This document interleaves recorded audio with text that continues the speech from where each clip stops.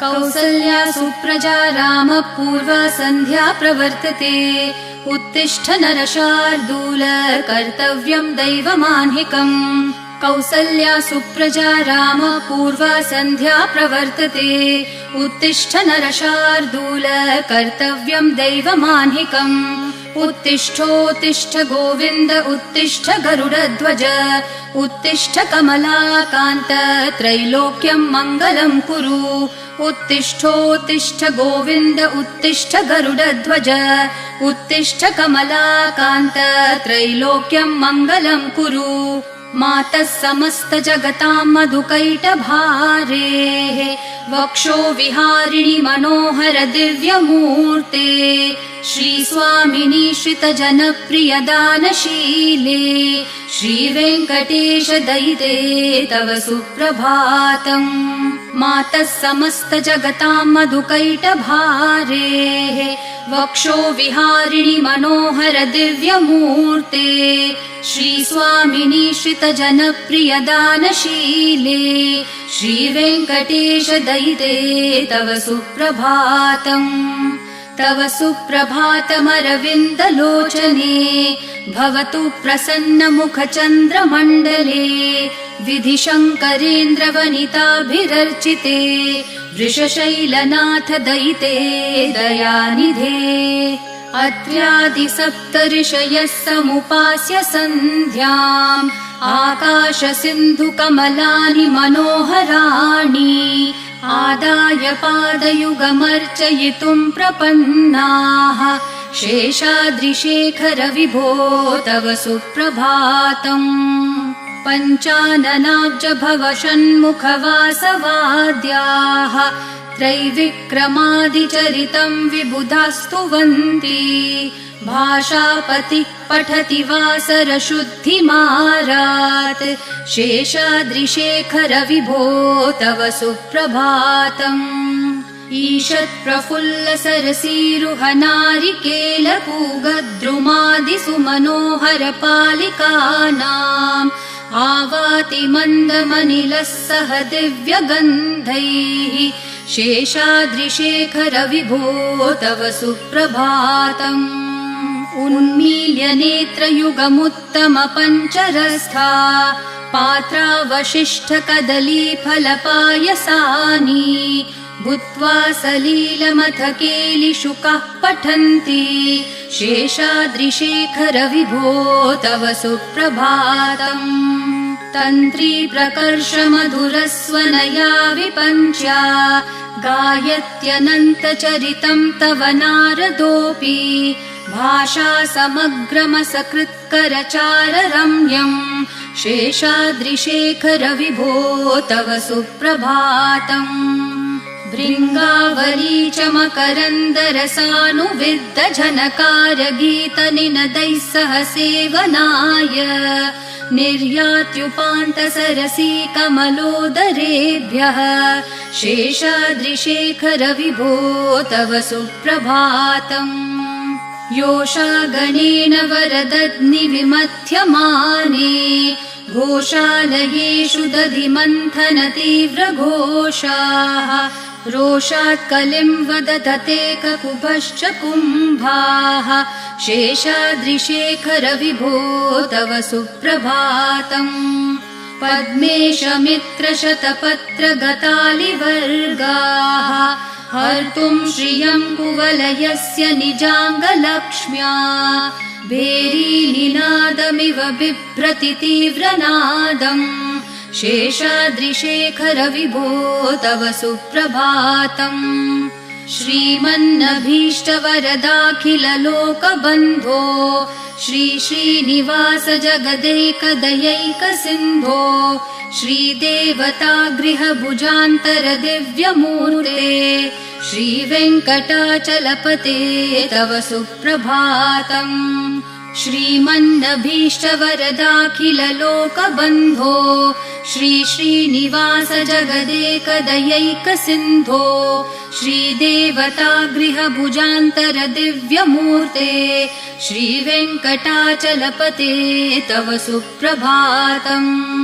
श्रीस्वामी पुष्करिणिकाप्लवनिर्मलाङ्गाः श्रेयोर्थिनो हरविरिञ्च सनन्दनाद्याः द्वारे वसन्ति वरवेत्रहतोत्तमाङ्गाः श्रीवेङ्कटाचलपते तव सुप्रभातम्। श्रीशेषशैलगरुडाचल वेङ्कटाद्रिनारायणाद्रिवृषभाद्रिवृषाद्रिमुख्याम् आख्याम् त्वदीयवसतेरनिशम् वदन्ति श्रीवेङ्कटाचलपते तव सुप्रभातम्।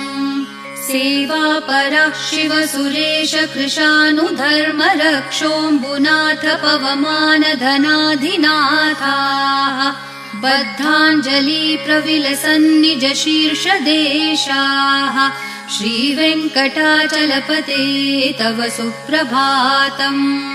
घाटेषु ते विहगराज मृगाधिराज नागाधिराज गजराज हयाधिराजाः स्वस्वाधिकारमहिमाधिकमर्थयन्ते श्रीवेङ्कटाचलपते तव सुप्रभातम्। सूर्येन्दुभौमबुधवाक्पतिकाव्यसौरिस्वरभानुकेतुदिविषत्परिषत्प्रधानाः त्वद्दासदासचरमावधिदासदासाः श्रीवेङ्कटाचलपते तव सुप्रभातम्। त्वत्पादधूलिभरितस्फुरितोत्तमाङ्गाः स्वर्गापवर्गनिरपेक्षनिजान्तरङ्गाः कल्पागमाकलनयाकुलताम् लभन्ते श्रीवेङ्कटाचलपते तव सुप्रभातम्। त्वद्गोपुराग्रशिखराणि निरीक्षमाणाः स्वर्गापवर्गपदवीम् परमाश्रयन्तः मर्त्या मनुष्यभुवने मतिमाश्रयन्ते श्रीवेङ्कटाचलपते तव सुप्रभातम्। श्रीभूमिनायक दयादिगुणामृताब्धे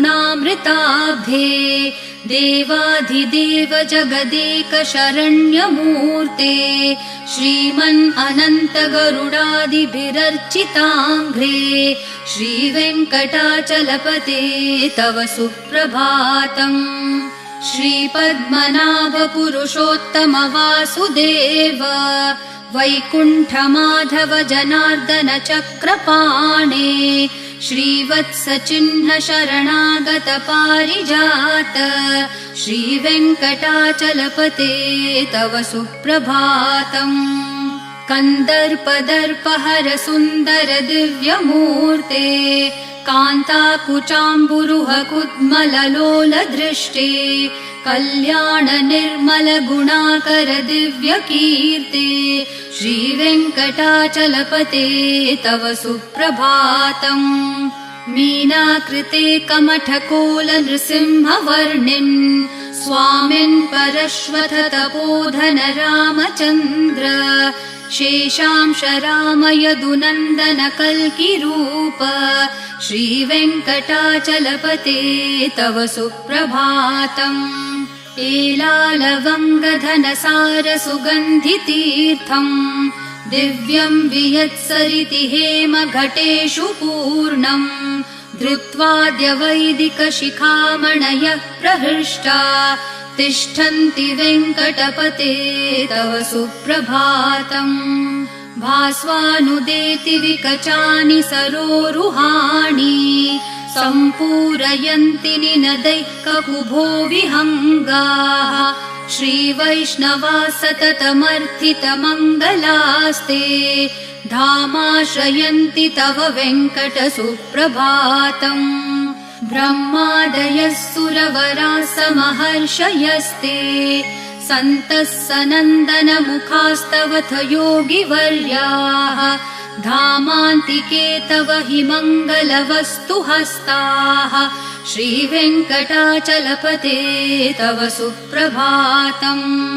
लक्ष्मीनिवास निरवद्य गुणैकसिन्धो संसार सागर समुत्तरणैकसेतो वेदान्तवेद्य निज वैभव भक्त भोग्य श्रीवेङ्कटाचलपते तव सुप्रभातम् लक्ष्मीनिवास निरवध्य गुणैकसिन्धो संसारसागर समुत्तरणैकसेतो वेदान्तवेद्य निज वैभव भक्त भोग्य श्रीवेङ्कटाचलपते तव सुप्रभातम् इत्थं वृषाचलपतेरिह सुप्रभातम् ये मानवः प्रतिदिनं पठितुं प्रवृत्ताः तेषां प्रभातसमयस्मृतिरङ्गभाजाम् प्रज्ञां परार्थसुलभां परमां प्रसूते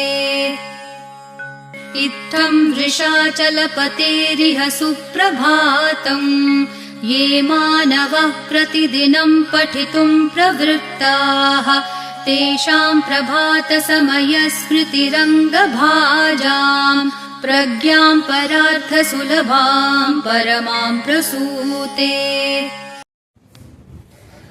ॐ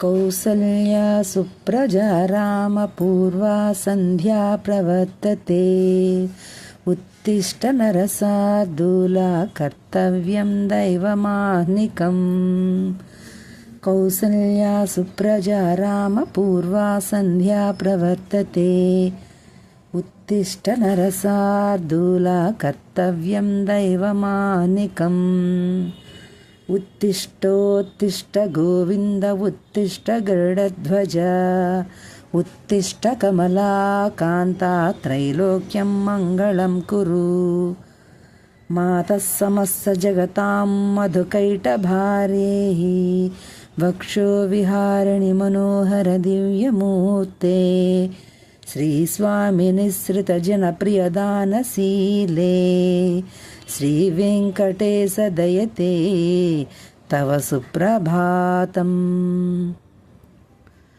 तव सुप्रभातमरविन्दलोचने भवतु प्रसन्नमुखचन्द्रमण्डले विधिशङ्करेन्द्रवनिताभिरचिते वृषशैलनाथदयते दयानिधे अर्त्यादिसप्तऋषयसमुपास्य सन्ध्याम् आकाशसिन्धुकमलानि मनोहराणि आदाय पादयुगमर्चयितुं प्रपन्ना शेषाद्रिशेखर विभो तव सुप्रभातम् पञ्चाननाब्जभवषण्मुखवासवाद्याः त्रैविक्रमादिचरितं विबुधास्तुवन्ति भाषापतिः पठति वासरशुद्धिमारात्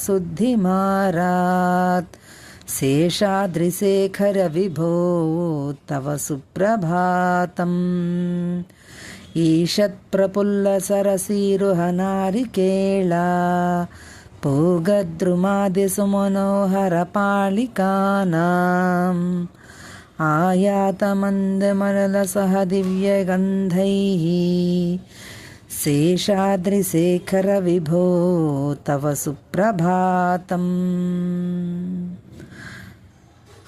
आयाति मन्दमनिलसह दिव्यगन्धैः शेषाद्रिशेखर विभो तव सुप्रभातम् उन्मील्य नेत्रयुगमुत्तमपञ्जरस्थाः पात्रावशिष्टकदलीफलपायसानि भुक्त्वा सलिलमधकेलुशुकाः पठन्ति शेषाद्रिशेखर विभो तव सुप्रभातम् तन्त्री प्रकर्ष्य मधुरस्वनया विपञ्च्या गायात्यनन्तचरितं तव नारदोऽपि భాషా సమగ్రమసత్కుత్కరచారురమ్యం శేషాద్రిశేఖర విభో తవ సుప్రభాతం భృంగావళీ చ మకరందరసానువిద్ధ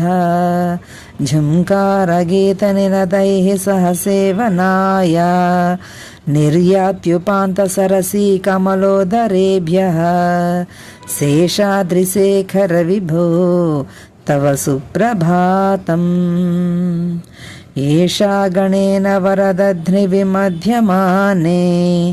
ఘోషాలయేషు దధిమందన తీవ్రఘోష రోషాత్ కలిం విదదతే కకుభశ్చ కుంభాః శేషాద్రిశేఖర విభో తవ సుప్రభాతం పద్మే సమిత్రశతపత్రగతాళివర్గాః హర్తుం శ్రియం కువలయస్య నిజాంగలక్ష్మ్యా భేరీనినాదమివ బిభ్రతి తీవ్రనాదం శేషాద్రిశేఖర విభో తవ సుప్రభాతం శ్రీమన్నభీష్టవరదాఖిలలోకబంధో శ్రీ శ్రీనివాస జగదేకదయైక సింధో శ్రీదేవతాగృహభుజాంతర దివ్యమూర్తే శ్రీవేంకటాచలపతే తవ సుప్రభాతం శ్రీస్వామి పుష్కరిణీకాప్లవ నిర్మలాంగాః శ్రేయోహద్దినోహర విరించి సనందనాద్యాః ద్వారే వసంతి వరవేత్రహతోత్తమాంగాః శ్రీవేంకటాచలపతే తవ సుప్రభాతం శ్రీశేషశైలగరుడాచల వెంకటాద్రి నారాయణాద్రివృషభాద్రివృషాద్రిముఖ్యాం ఆఖ్యాం త్వదీయవసతేరని సంవదంతి శ్రీవేంకటాచలపతే తవ సుప్రభాతం సేవాపరాః శివసురేశకృశానుధర్మా రక్షోంబునాథ పవమానధనాధినాథాః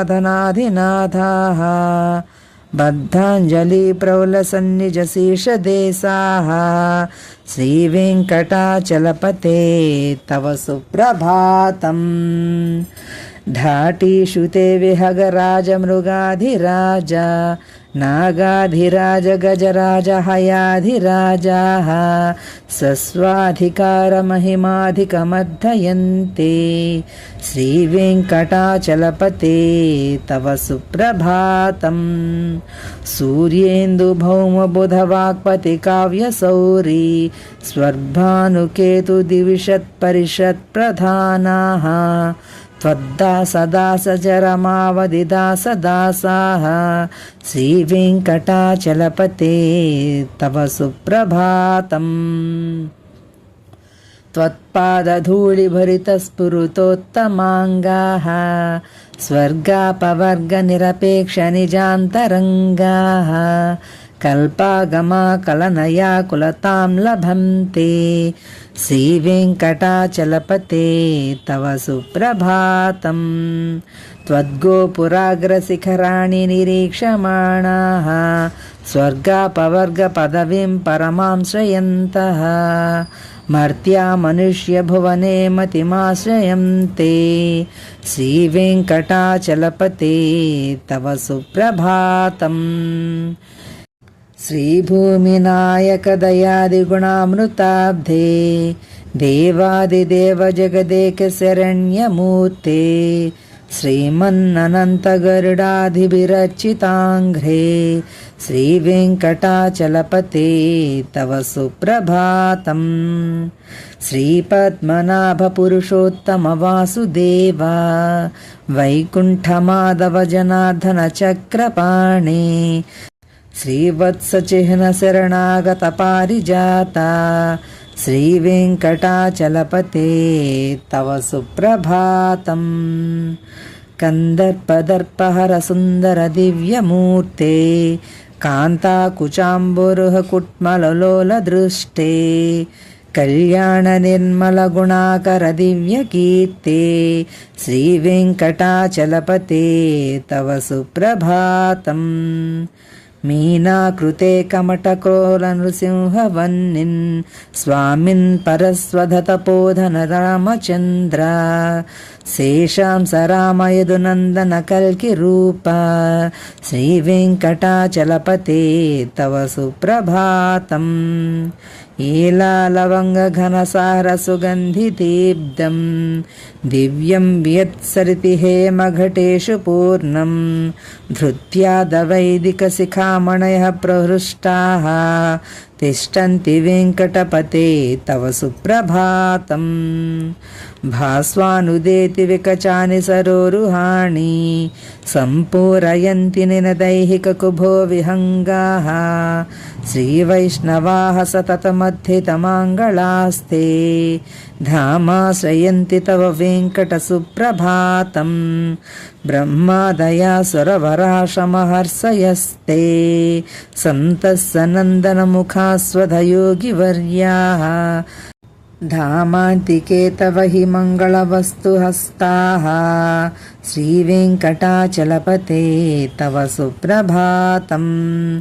लक्ष्मीनिवासनिरवद्यगुणैकसिन्धो संसारसागरसमुत्तरणैकसेतो वेदान्तवेद्यनिजवैभवभक्तभोग्या श्रीवेङ्कटाचलपते तव सुप्रभातम् इत्थं वृषाचलपतेर्ह सुप्रभातं ये मानवाः प्रतिदिनं पठितुं प्रवृत्ताः तेषां प्रभातसमये स्मृतिरङ्गभाजां प्रज्ञां परार्थसुलभां परमां प्रसूते श्रीवेङ्कटेश्वरसुप्रभातम् समाप्तम्।